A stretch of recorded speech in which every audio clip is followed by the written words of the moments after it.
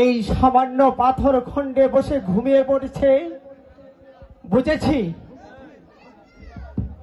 দুঃখের দহনে সে আজ ক্ষত বিক্ষত, প্রলেপ দিতে পারছে না তার শত দুঃখ জর্জরিত কোমল হৃদয়টাকে। কিন্তু কেই নারী তার দর্শনে আমাকে টেনে নিয়ে যা, সে আমার অতীতের পরিবেশে, যে অতীতের মর্মান্তিক ঘটনাকে ভুলতে গিয়ে আজ আমি জগাই চাঁদ থেকে হলাম কালু ডাকাত। সেই পিছনের ঘটনাগুলোকেই আজ আমাকে আরো পাগল করে তুলেছে। কিন্তু কিন্তু তার দর্শনে আজ আমার অমন হবে কেন? তার মুখ মন্ডলে একবার তাকালে আমি আমি কিছুতেই দৃষ্টি ফিরে নিতে পারি না কেন? তবে কি এই আমার হারিয়ে যাওয়া চামেলি, এই মুখ, এই চোখ, ঠিক যেন আমার হারিয়ে যাওয়া চামেলির সাথে হবু হবু মেলে যাচ্ছে।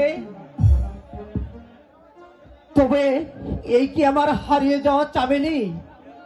না না, সে তো অনেক আগেই মরে গেছে। শয়তান ভীম সিং তাকে মেরে ফেলেছে।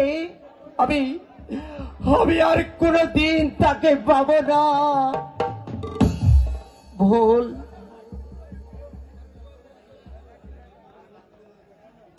একই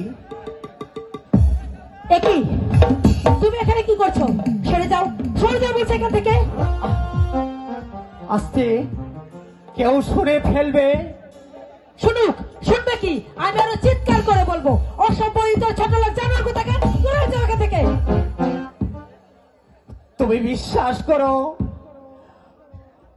আমি কোন পাপ কাজের মনোবৃত্তি নিয়ে তোমার কাছে আসিনি।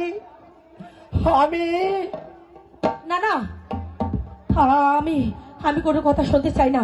আমি এখানে এক মুহূর্ত থাকতে চাই না। আমি এখান থেকে চলে যেতে চাই। দাঁড়াও,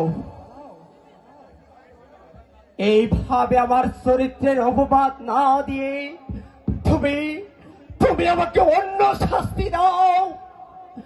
তাও যে আমি সহ্য করতে পারবো, তবু কলঙ্কের অপবাদ যে আমি সহ্য করতে পারবো না। এই নে চাবুক, আমার অপরাধের জন্য আমার পিঠে বসে দে আচ্ছা করে কয়গা চাবুক। তবু তবু আমার মাথায় তুমি কলঙ্কের বোঝা চাপিয়ে দিও না।